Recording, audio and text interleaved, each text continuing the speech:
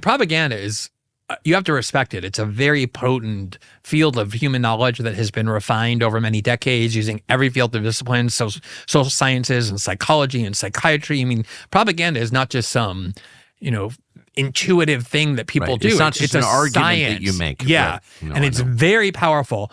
That's why there's so much attention and energy. It's why it's the number one priority of Western power centers to control the internet, because it's the one threat to their ability to maintain this propagandistic control.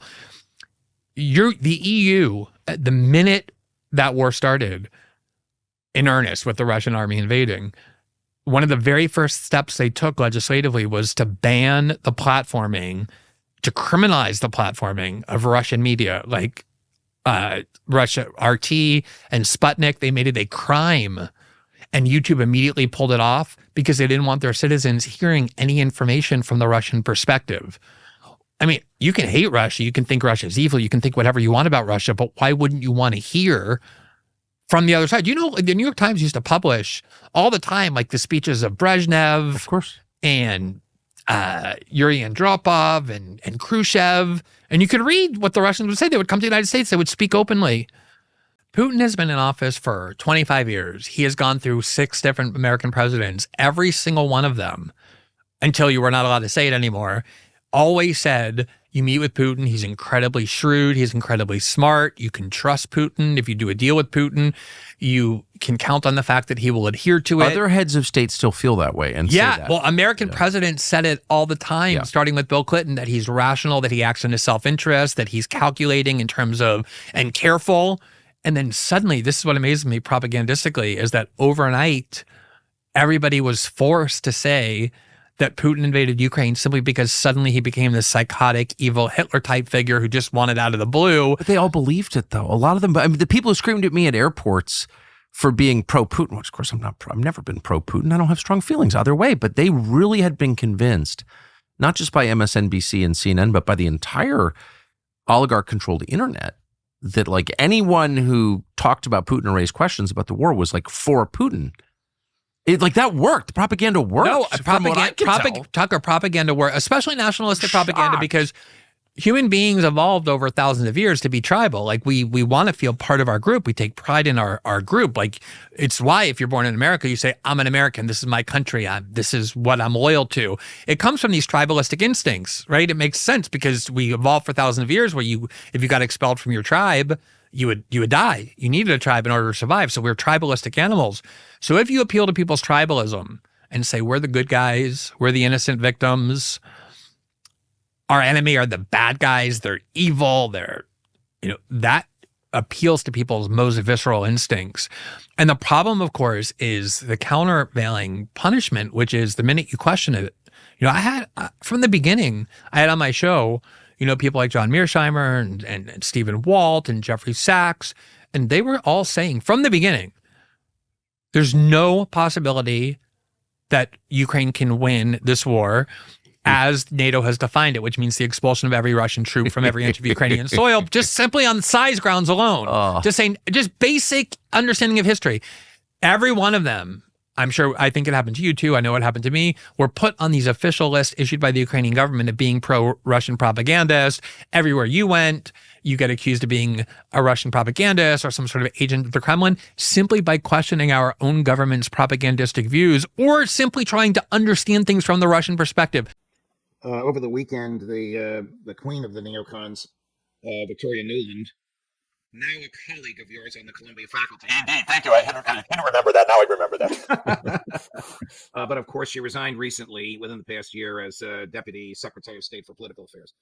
Admitted that the United States and Great Britain undermined the peace negotiations in Istanbul in 2022. I was surprised to hear that. But that is a segue into the fabulous piece that you have written, dated September 4th, called How the Neocons Chose Hegemony Over Peace, beginning in the early 1990s. For anybody that wants to read it, it is typically Jeff Sachs. It is brilliant, easy to follow, almost a chronology of what the neocons did to start all these wars, about which Sir Peter and Bill Burns were obviously lying. I was surprised she made that admission, but it does show how disastrous the neocon urge for dominance has been.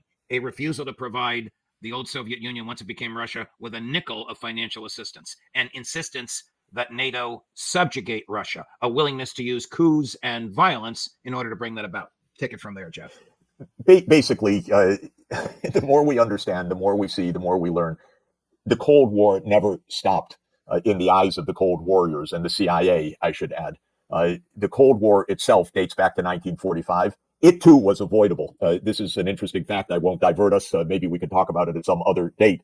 But the whole idea that we were in an inevitable clash with the Soviet Union was false. But in any event, we had 45 years of Cold War, very dangerous, near nuclear war on several occasions, most famously the Cuban Missile Crisis. Then Gorbachev, a man of peace, said, we want peace. We want cooperation. We want a common European home. We want a common economic space that stretches from Rotterdam on the Atlantic to Vladivostok on the Pacific, across Eurasia. My God, the chance for peace. I was asked at that time to help advise a number of governments in the region, including Gorbachev's Soviet Union towards the end, when they needed economic help. President Yeltsin in Russia in 1992 and 1993, but also several other countries, including Ukraine, President Kuchma in 2004, including Poland in 1989 to 91, including Estonia in 1991-92, including Slovenia, many countries. So I know the region. We had a chance for peace. We didn't want peace. We wanted victory. Victory. We wanted dominance. We wanted NATO everywhere. We wanted to surround Russia so it's a second-rate power. We wanted to tell them, we decide, you don't decide. Partnership? Ha! Not a partnership. This is our unipolar world. That's the mindset of Victoria Nuland and the Neocons. This has been what we call the deep state or the security state. This has been a consistent, laid out policy. Decisions were made already in 1992 when Cheney was the Secretary of Defense. Then when Clinton came in, he had Victoria Nuland as senior official in the State Department on Russian affairs. So that Russia team turned down every constructive proposal to actually help Russia to stabilize. Well, that was the Clinton administration. Clinton decided in 1994, after a pretty fierce internal battle with his own diplomats and leaders, like his defense secretary, NATO's going to expand. He went with the hard line of the neoconservatives. That was Victoria Nuland there under Clinton, too. Then comes George W. Bush.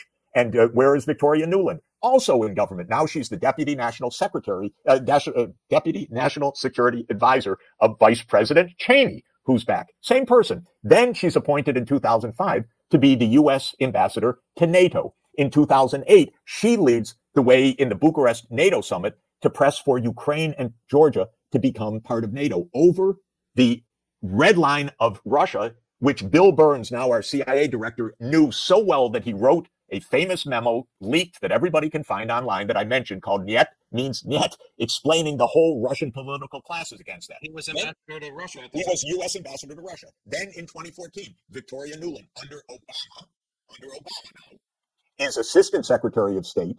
She's the point person for the Maidan violent overthrow of the neutral President Viktor Yanukovych. Then in 2021, Biden says Nuland is now the Undersecretary of State for Political Affairs, overseeing this war that evolves. So my point is, it doesn't matter whether it's Clinton or Bush or Obama or Biden in this case. She's been there in all the administrations because this is a deep state idea. This is something that goes back to 1992. And really, by the way, back to 1945. We're going to defeat them. And it's not even about communism, which was the claim from 1945 to 1990. There's no communism there. This has nothing to do with that.